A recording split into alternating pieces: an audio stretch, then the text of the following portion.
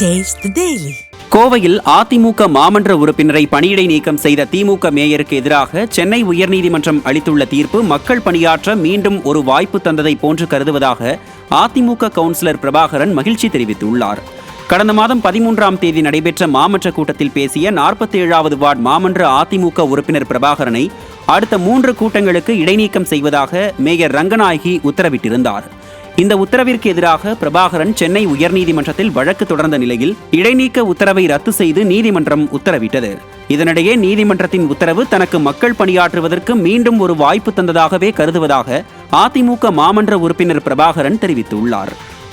நீதியரசர்கள் ஒரு சிறப்பான ஒரு தீர்ப்பினை கொடுத்திருக்காங்க. உள்ளபடியே இது மக்கள் பணியாற்ற மீண்டும் ஒரு வாய்ப்பு கிடைச்ச மாதிரி இருக்கு. ஏன் அப்படின்னா, அதாவது இவ்வளோ மாநகராட்சியில் இவ்வளோ வரிகளை ஏற்றிட்டு எதுவுமே பண்ணாத இவங்க இப்படி பண்ணும்போது இவ்வளோ திட்டங்களை கொண்டு வந்து அனைத்து அண்ணா திராவிட முன்னேற்ற கழக ஆட்சியில் ஒன்றுமே பண்ணல, தப்பான தகவலை மாமன்றத்தில் பதிவு பண்ணும்போது கேட்காம நாங்கள் எப்படி அதாவது மக்களால் தேர்ந்தெடுக்கப்பட்ட எங்களை உடனே சஸ்பெண்ட் கேள்வியோட சஸ்பெண்ட் அப்படின்னா பொறுக்க முடியாத கேட்டு போனோம். இன்னைக்கு நல்ல தீர்ப்பு கொடுத்துருக்காங்க.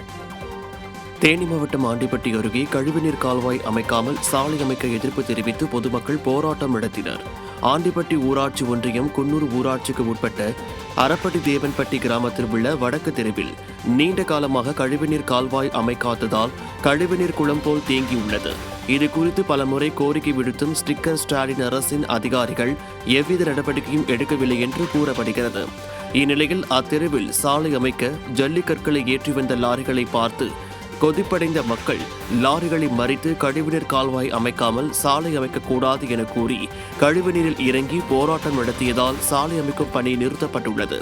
விடியல் தருவதாக கூறி ஆட்சிக்கு வந்த ஸ்டிக்கர் ஸ்டாலின் அரசு தங்கள் குடும்ப லாபத்திற்காக மட்டுமே ஆட்சி நடத்துவதாக மக்கள் குற்றம் சாட்டுகின்றனர். சாக்கடை தண்ணி நல்லா போய்க்கு இருந்தது, அடைச்சி விட்டாங்க. போகவே வழி இல்லை. ஒரு வாரம் தண்ணி போக வழி இல்லாமல் பூரா ஜீக்கு வந்துருச்சு. ஒரு பிள்ளைக்கு கால்ரா இறந்தே போயிடுச்சு.